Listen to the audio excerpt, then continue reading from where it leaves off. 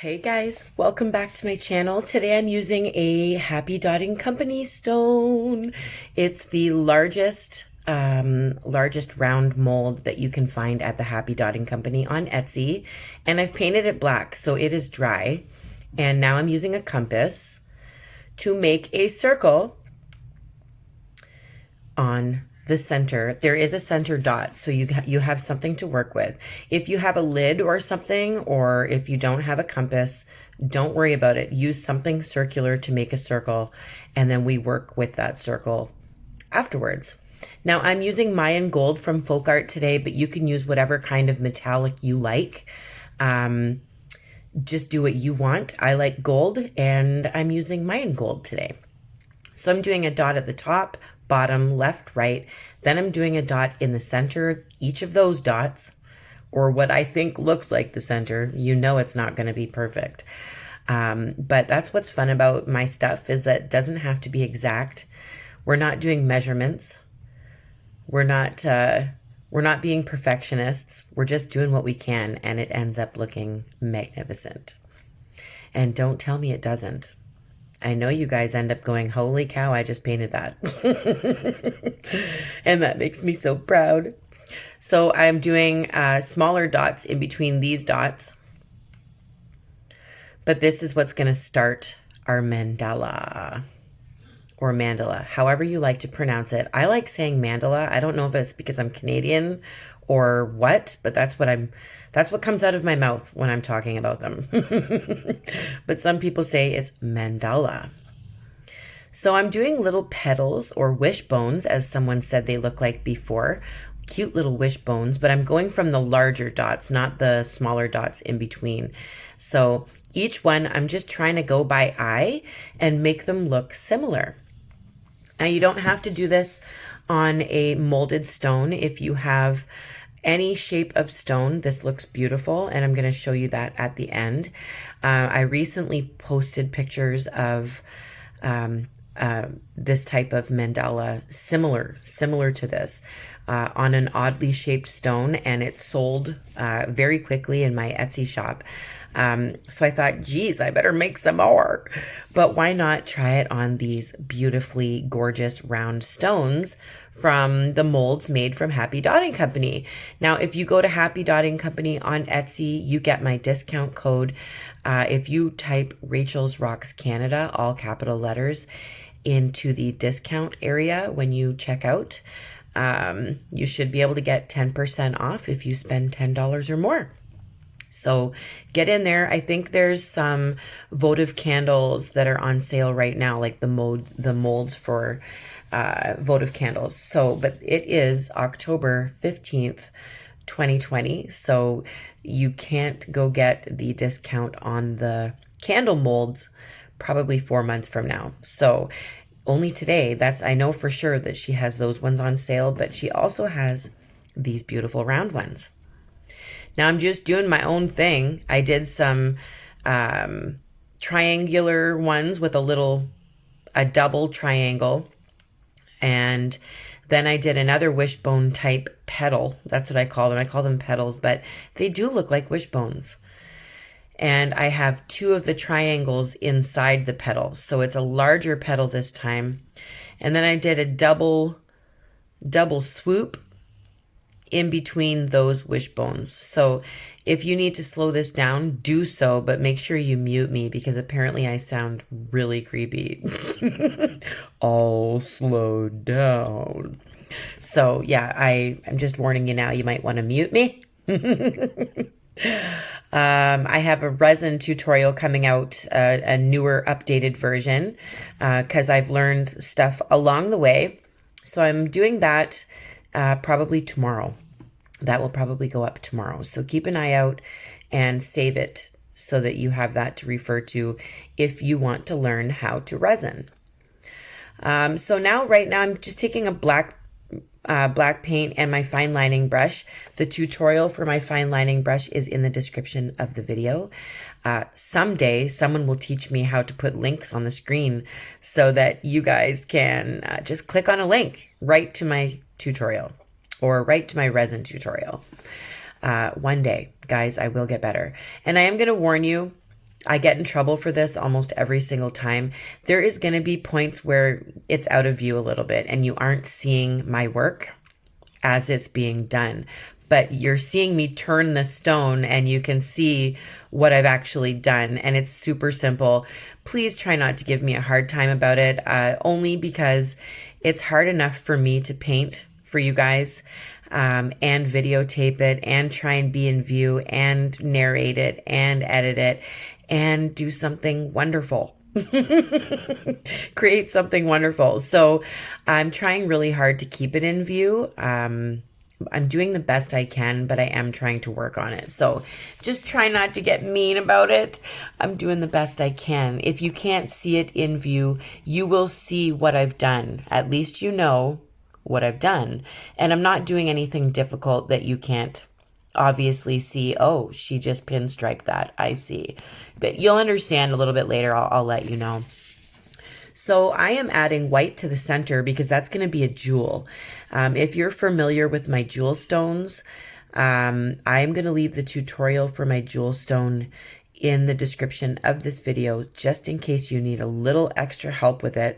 But the center basically of our mandala is going to be a jewel.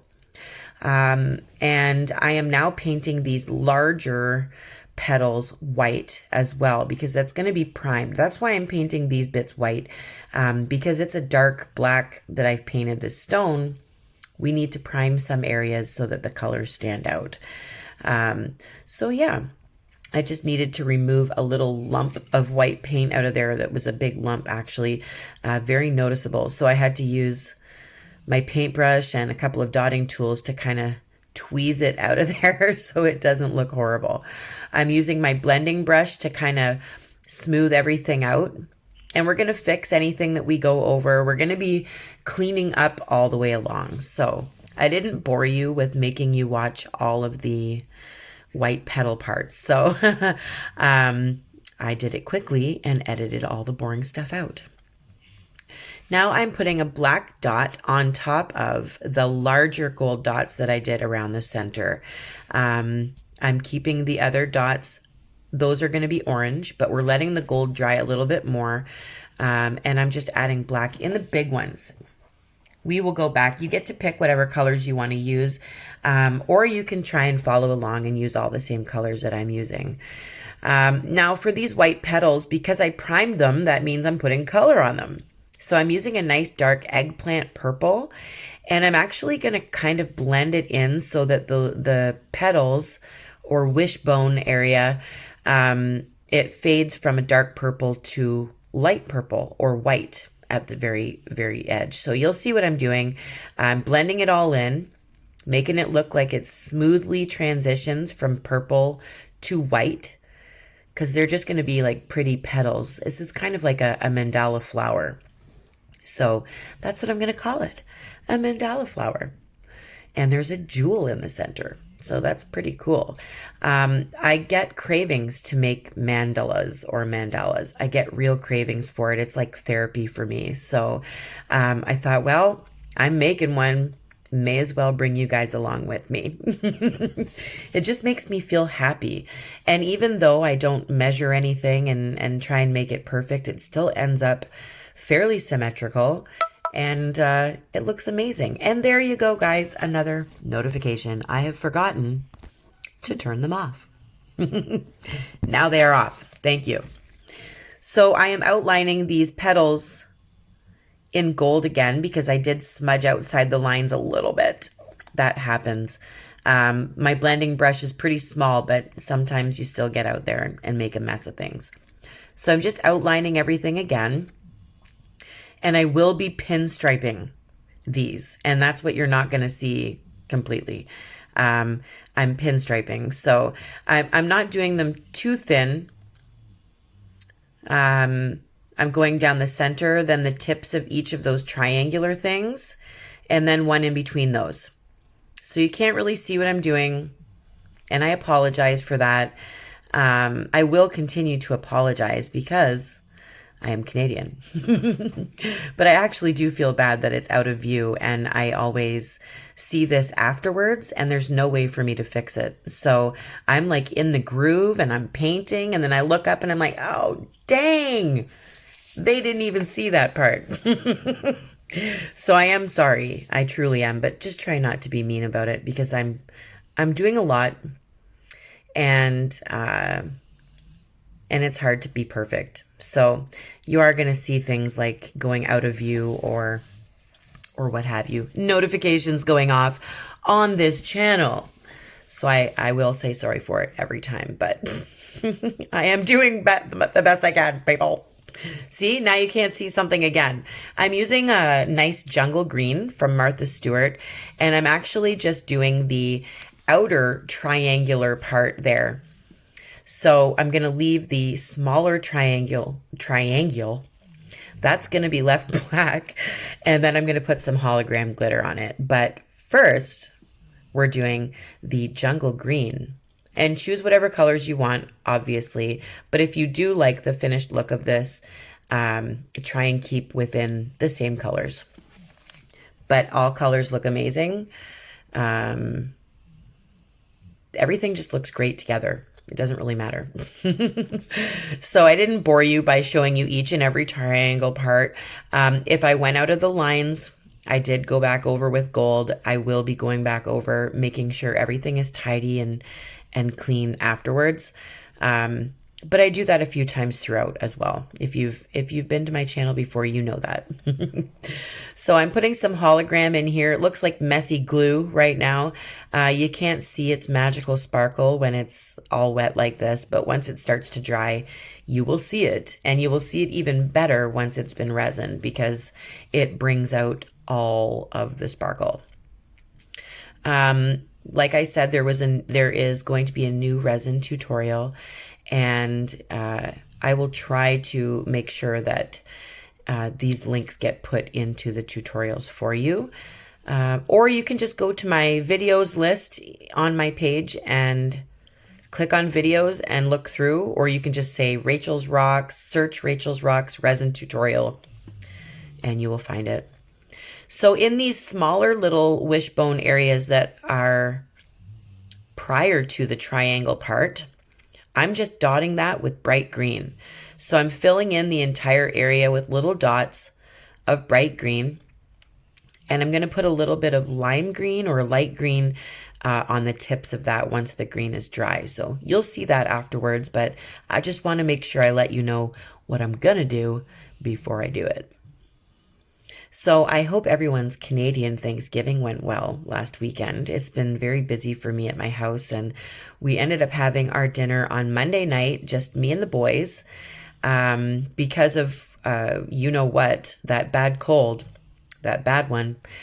Because of that, we are basically surrounding ourselves with each other again. So it's been quiet, and but it was nice. We usually do have a quiet meal. We've been out of town away from family and friends for a few years.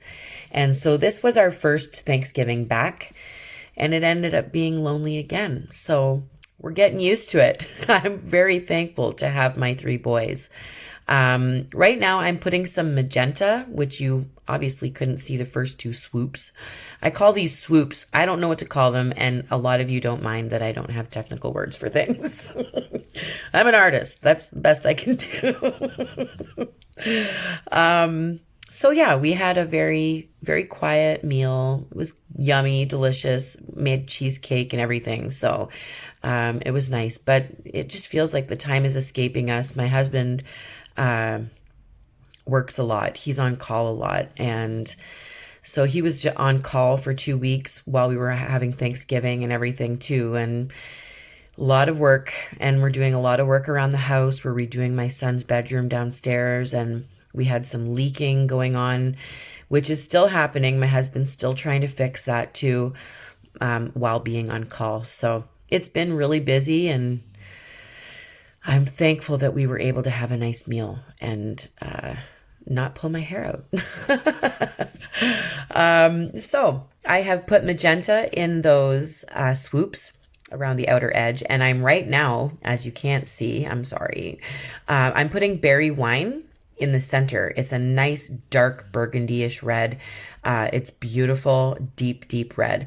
And now I just used a paintbrush, but I'm going to use a sponge to put a second layer on there and make sure that that gets covered really, really well and it's not blotchy, because we're going to make this look like a jewel.